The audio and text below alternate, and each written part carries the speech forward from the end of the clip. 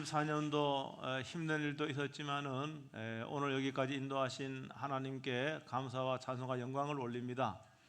여러분 힘들었지만은 그래도 하나님께 힘을 주시고 또 건강도 주시고 믿음 주셔서 오늘 이렇게 하나님께 예배 드리게 되었습니다. 제가 2024년도 12월 달 희망이라는 주제로 오늘 이제 마지막 설교하는데 오늘 제목은 따라합니다. 무엇을 남길 것인가? 1년의 마지막 날이 있듯이 모든 사람들이 이 세상에서의 마지막 시간이 분명히 있습니다. 성경은 주 예수 그리스도께서 다시 오심으로 인류의 역사는 종말을 고하고 하나님의 영원한 심판이 있을 것이라고 말씀을 하고 있습니다.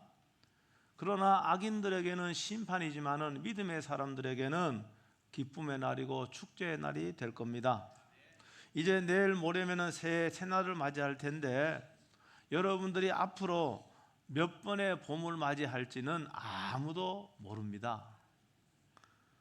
이 땅에 살고 있는 모든 사람들이 한 사람도 예외 없이 다 죽음을 지나가야 됩니다. 죽음을 피해갈 사람이 한 사람도 없습니다.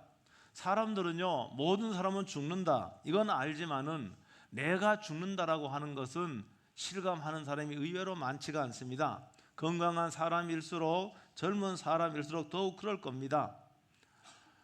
한 종교개혁 시대 때 유럽의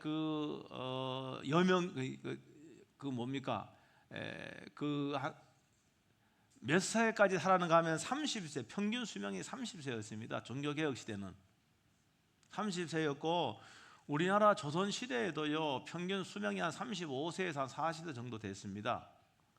여러분 우리 6.25 때 1950년대만 해도 우리 평균 수명 60을 넘지 못했습니다. 47.5세입니다. 여러분 그런데 지금은 평균 수명이 80세가 되었어요. 80세가 되었습니다. 우리들이요 죽음을 깊이 생각하나 죽음에 집착할 필요는 없습니다. 그러나 누구나 예외 없이 죽음을 맞닥뜨려야 한다는 것은 진리입니다. 믿음의 사람들은 죽음을 당해서는 안 되고 죽음을 맞이해야 됩니다.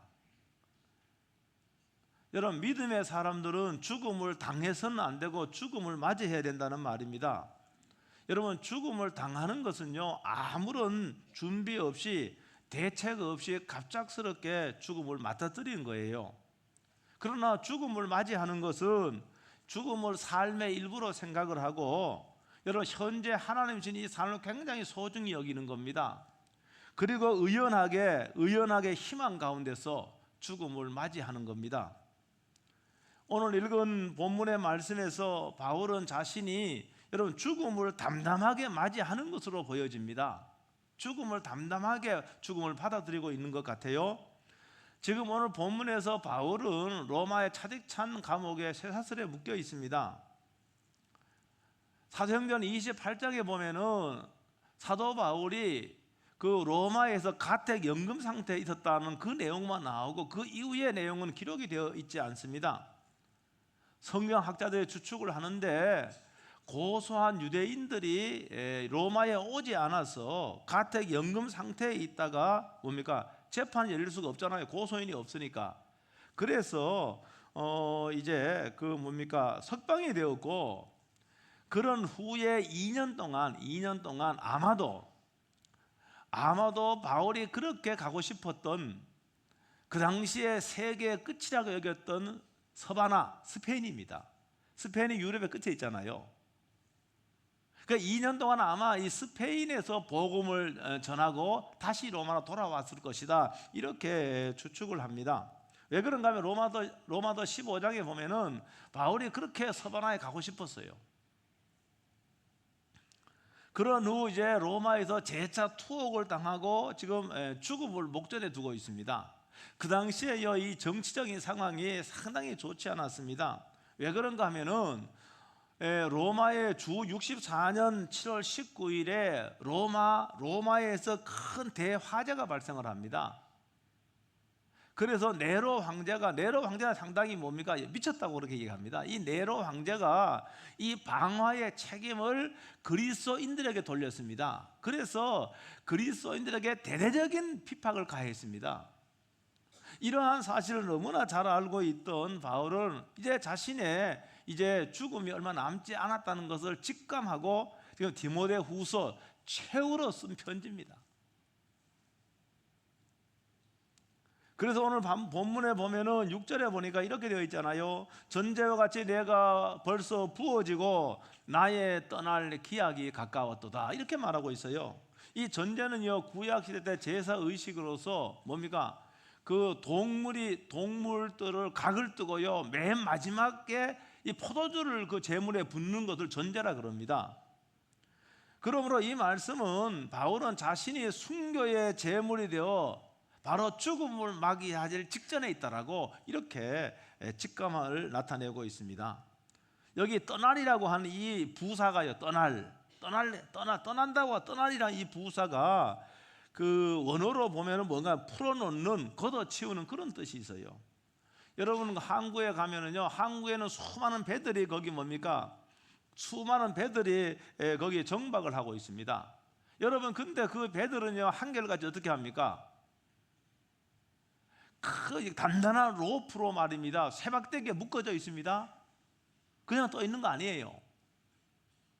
그래서 여기 떠나리라고 하는 그런 의미가 선원이 배를 바다로 띄우기 위해서 정박해 놓은 배의 줄을 푸는 것을 의미하는 겁니다.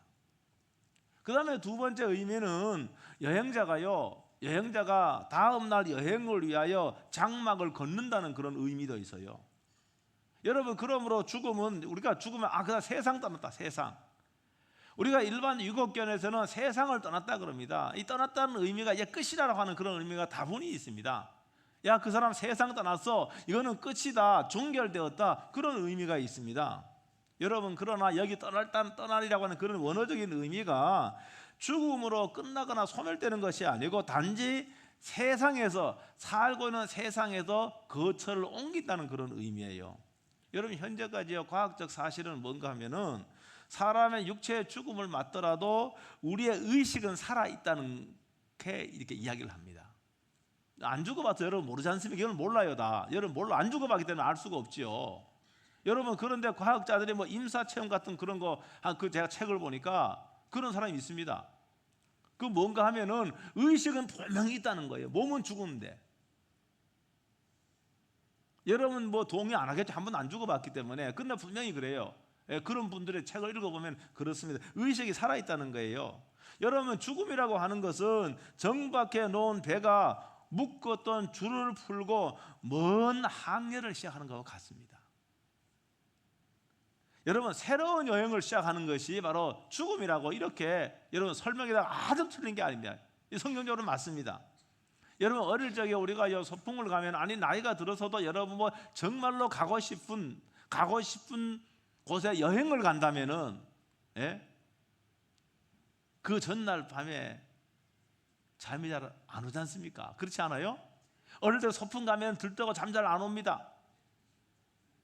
여러분 그러니까 오늘 이와 같은 믿음의 사람들은요, 그게 뭔가 하면은 이 죽음을 두려움 가운데 맞이하는 것이 아니라 기대가 있는 확신 가운데 맞이하는 거예요. 이게 오늘 본문에서 행간의 그런 바울의 느낌입니다.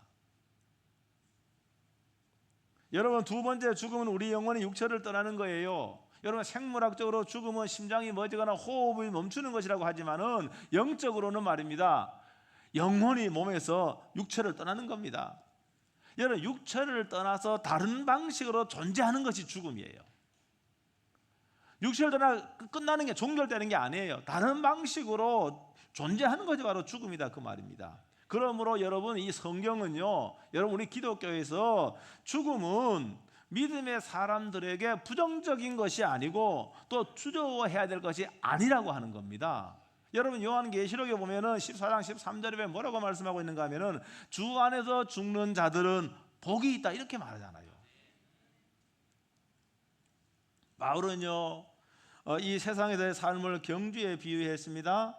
여기 보니까 뭔가 7절에 보니까 나는 선한 싸움을 싸우고 나의 달려갈 길을 마치고, 나의 달려갈 길. 여러분 이건 경주예요. 달려갈 길이라는 마라톤에서 정해진 경주 코스를 말합니다. 이것은 비유적인 의미인데 이 말은 하나님께서 바울 나에게 하나님이 나에게 맡긴 이 사명을 비유적으로 표현하는 말이에요. 바울은요, 자신의 사명을 위해 전 생애를 바쳤습니다. 여러분, 그 결과 로마의 깊은 감옥에 갇혀 있습니다. 바울은요, 복음을 전하기 위하여 수많은 환난과 핍박 가운데서 그는 끝까지 인내했습니다. 오늘 여기 말씀해 보니까 나의 달려갈 길을 마쳤다 그랬습니다.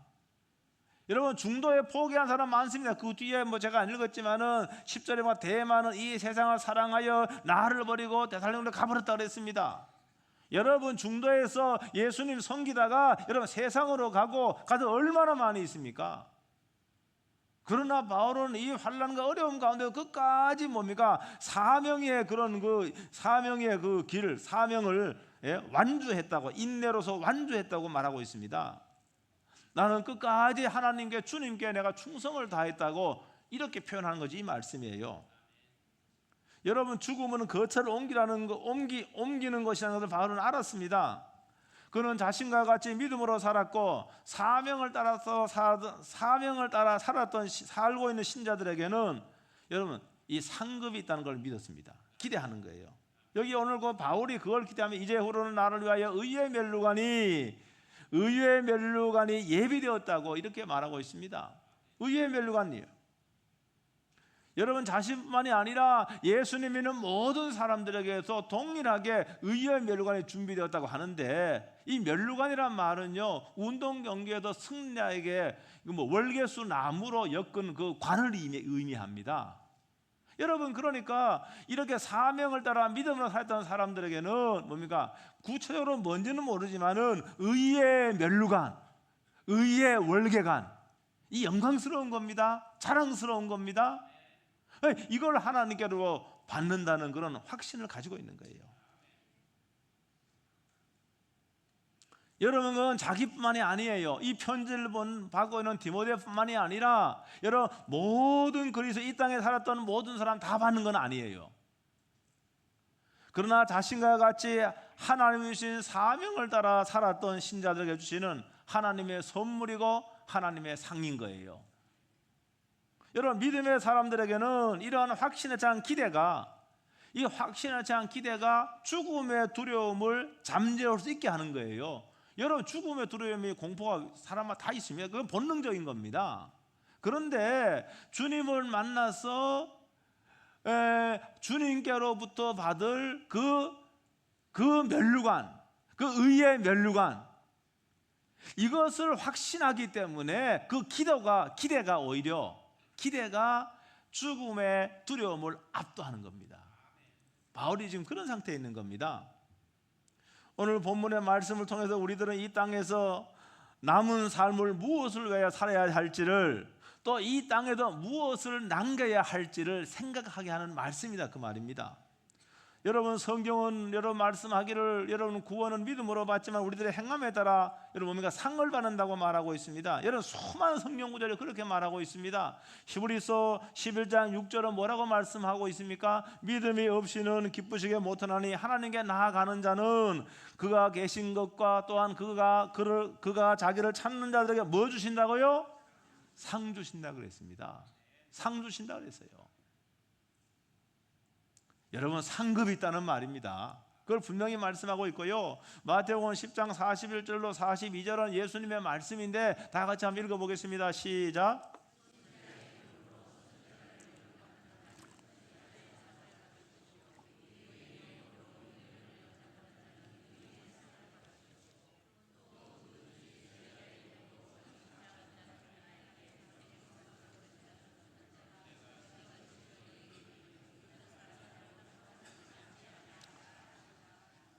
아멘. 여러분, 이 말씀은요 예수님의 말씀인데 사도 바울과 같이 정말로 위대한 믿음의 사람들만이 이런 상을 받는다고 말하고 있지 않아요. 그렇지요. 여기 오늘 그렇게 여러분이 선지자가 아니에요. 그러나 선지자의 이름으로 대접하면은 선자의 상을 받는다 그랬죠. 예? 여러분은 제자가 아닐 수 있지만은 제자의 이름으로 가장 작은 자, 연약한 자, 가난한 자에게 냉수 한 그릇 작은 것입니다. 그걸로 섬기는 자는 결탄코 상을 잃지 않는다고 분명히 말씀을 하고 있습니다. 여러분 누구든지요. 누구든지. 물론 바울과 같은 사도들은요 전 생애를 복음과 하나님 나라를 위하여 살았습니다. 바울이요 3차 전도 여행을 갔는데 지중해를 중심으로요 지중해 인접한 지중해를 중심으로 때로는 배를 타고 가고 때로는 걸어서 갔는데요. 여러분 그 당시에는요 교통수단이 없었잖아요. 걸어서 가였어야 됐습니다. 그래서 12,000km 정도, 12,800km 정도 이제 그를 배를 타고 가거나 걸어서 갔습니다. 지금이야 12,000km 금방 가지만 그 당시에는 엄청난 시간 걸리는 거 아니겠습니까? 그러니까 그 당시에는요 교통수단도 그렇고 그 다음에 또 안전이 보장돼 있지 않는 거예요. 여러분 그래서 바울은요 그 12,000km나 되는 때로는 배로 때로는 토보로요 배도 빨리 가는 배가 아닙니다. 인천에서 타면은 말입니다. 쾌속장 타고 가면 백령도 가지고 가면 3시간 반 4시간이면 가요. 80km로 엄청 빠르잖아요. 그게 먼 길을. 여러분 그런데 바람에 따라서 가는 배가 얼마나 시간 많이 걸리겠습니까? 걸어가는 것보다 더 느리다 그 말입니다. 아니면 노를 저어 가거나요.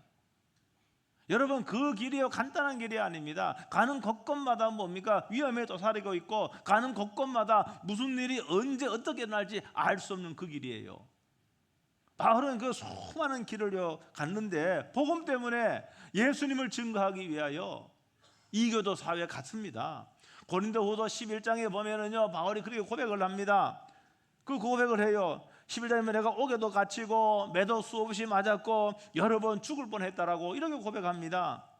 배를 타고 가는데 3번이나 파도 때문에 배가 없어서 죽을 고비를 넘겼다고 말하고 있습니다. 강도의 위험과 그 다음에 동족들의 협박과 생명의 위협도 많이 받았다고 말하고 있습니다. 자지도 못하고 그 다음에 줄이고 목마르고 그 다음에 춥고 헐벗었다고 고린도후서 11장에서 그렇게 자신의 그런 여정을 설명하고 있어요. 여러분 당연히 이런 사람은 하나님 앞에 상이 크겠지요. 상이 똑같아 그러면 말이 되겠습니까? 그게 상식적으로 안 맞잖아요. 아니 십자가의 강도 마지막 순간에 악한 일을 다 하다가 마지막 순간에 예수님 믿어서 천국에 간 사람하고 여러분 일생을 말입니다. 일생을 정말로 생명을 내어놓고 복음 전하는 사람하고 똑같이 천국에서 똑같이 대접한다는 상식으로 안 맞는 거 아니겠습니까?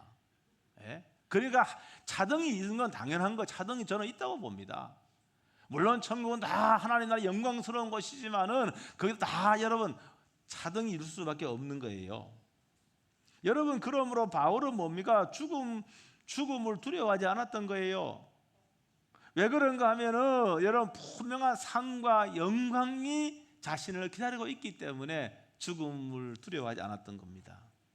죽음은 단지 또 다른 모습으로 영광 가운데 영원히 존재하는 것이었기 때문입니다. 여러분 그렇기 때문에 오늘 저와 여러분들이 바울뿐만이 아니라 여러분 믿음의 사람들에게는 이런 의의 면류관이 다 준비되어 있습니다. 다른 말로 표현하면은 모든 믿는 자에게 이런 의의 면류관이 정도는 다르겠지만은 여러분 준비되어 있다는 겁니다. 이 세상에서 무엇을 위해 살았는지, 이 세상에서 어떻게 살았는지, 다른 말로 하면은 내가 이 세상에 살면 무엇을 남겼는지, 여러분 많은 걸 남기죠. 여러분 하나님이 기억할 정도 수준에서 남겨야 되는 겁니다. 내가 재산을 많이 남겼어. 그건 하나님께 남긴 게 아닙니다. 그건 기억되는 게 아니에요. 여러분 그런 것은요 우리가 이웃을 위해서 복음을 위해서 아니면 여러분이요 죽음을 맞이하는 순간에는요 그거를 다 뭡니까? 다 어떻게 해야 됩니까? 환원을 해야 되는 거예요. 다 환원해야 되는 겁니다. 제 동료 목사가 그런 간증을 저한테 했어요. 자신이 절친으로 있는 원로 장로님이 계시는데 이분은 평생 교회 생활에서 충성스럽게 봉사해 모험적으로 신앙생활을 했어요. 그러니까 나이가 드니까 뭡니까? 이제는 죽음을 자꾸 두려워한다는 거예요. 이분은요. 죽음을 두려워하는 거예요. 그래서 아니 장로님 왜 죽음을 두려워합니까? 열심히 신앙생활을 충성스럽게 했는데 왜 죽음을 두려워합니까? 했더니 자기는 평생 동안 하나님 섬겼지만은 한 명도 전도를 못했다는 거예요. 그게 두려운 거예요, 지금요. 그게 두려운 거예요.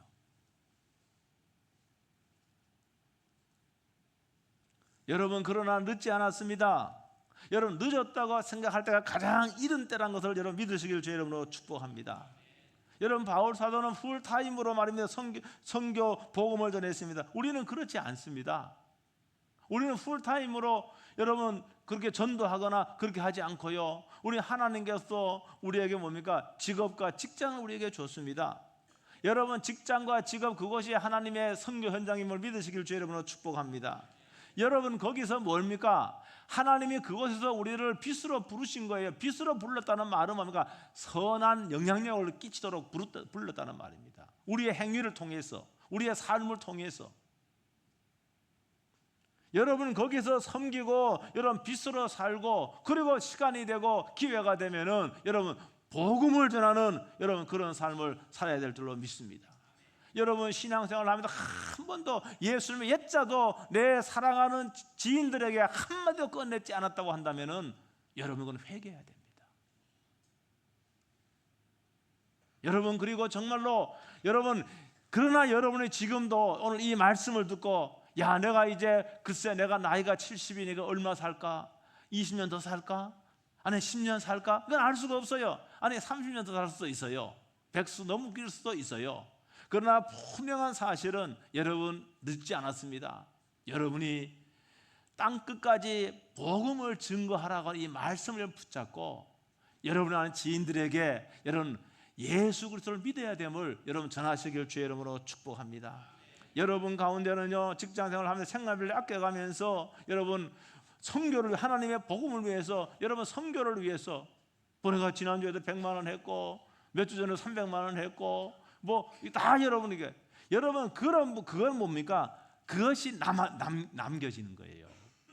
다른 게 남겨지는 게 아닙니다. 그것이 남겨지는 것이고, 그것이 뭡니까? 그것이 나의 여러분 상급과 깊은 연관이 있는 거예요.